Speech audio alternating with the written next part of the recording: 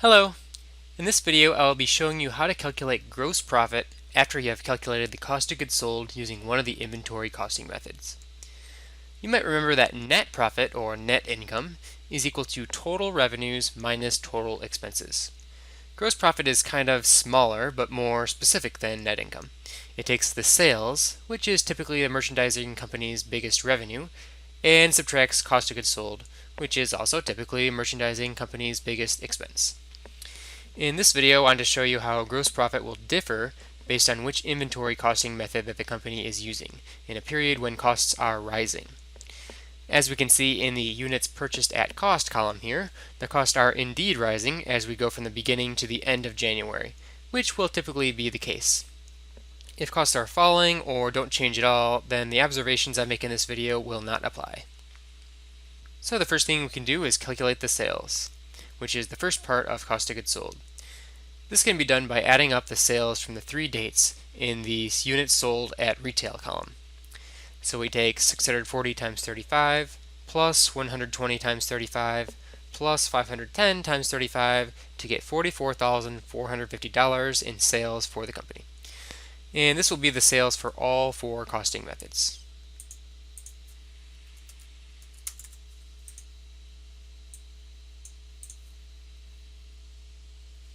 So we already have the cost of goods sold, which would have been calculated using some chart like this, which I have done in other videos. So if you're unclear how to get the cost of goods sold from a problem like this, then check out one of those videos related to whichever inventory method. And so the last thing we need to calculate is the gross profit.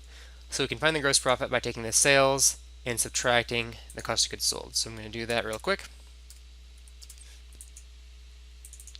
So there we go. We have four different numbers for our gross profit for each of the different costing methods. Notice here that the first in first out method has the highest gross profit of $29,900. Why is that, you might ask? Well, it's because FIFO starts with the oldest units and expenses those first.